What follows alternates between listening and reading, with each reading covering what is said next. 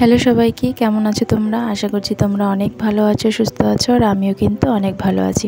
তোমাদের এসআর ফ্যামিলিতে অনেক ওয়েলকাম, অনেক স্বাগত জানিয়ে ভিডিওটা এখন থেকে শুরু করছি।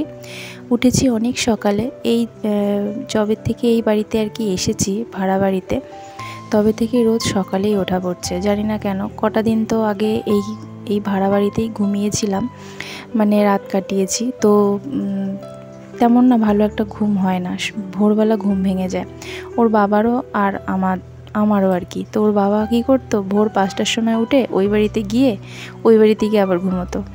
তো এরকম বেশ কয়েকদিন চললো, তারপরে একটু অসুবিধাও হচ্ছিল। বুঝতেই পারছো, অন্য একটা জায়গার পাশেই আমাদের বাড়ি, তো সেখানে সেই বাড়িটাকে ফাঁকা রেখে এই বাড়িতে এসে ঘুমানো তো অন্য একটা ব্যাপার। তো যাই হোক, এই কটা দিন ধরে মানে প্রায় সপ্তাহখানেক ধরে ওই বাড়িতেই ঘুমোচ্ছি, মানে আমাদের নিজেদের বাড়িতে।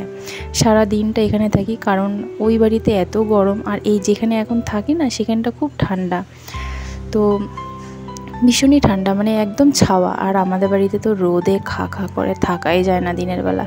তো আমাদের ওই বাড়িতে যাওয়া আসা হয়, সব সময় যাওয়া আসা হয়। তোমাদেরকে দেখাবো সবটাই, আসলে হয়ে উঠছে না, এত কাজ মানে পড়েছে না, কি বলবো। এই মেশিনের কাজ করে যেন আরও আমি পারছি না, মানে এ বাড়ি ও বাড়ি দুবারই আমাকে কাজ করতে হচ্ছে।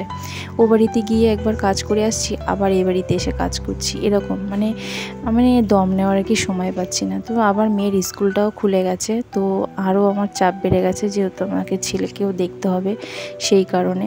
তো সেই জন্য মানে এত কাজের চাপ বেড়েছে যে ভিডিও করব সেটা আমি আর সময় হয়েই উঠছে না।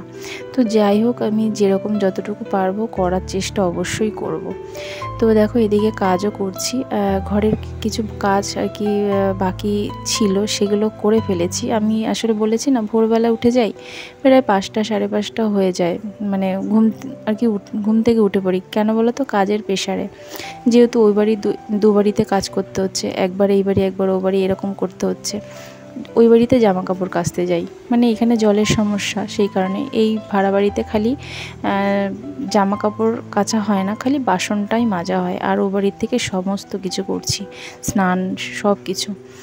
আর এই যে দেখো, এই আমার সামনেই না আমার বার্থডে আসছে, তো বার্থডে উপলক্ষে আমার মা আমাকে একটা শাড়ি দিয়েছে। এটা না, এটা হচ্ছে উপরের শাড়িটা হচ্ছে কি আমার মার লিওনের শাড়ি, বাটিক না কিন্তু লিওন, বেশ নরম কাপড়টা আমাকে দিয়েছে ব্লাউজ বানানোর জন্য। এই শাড়িটা বেশ ভালো কিন্তু।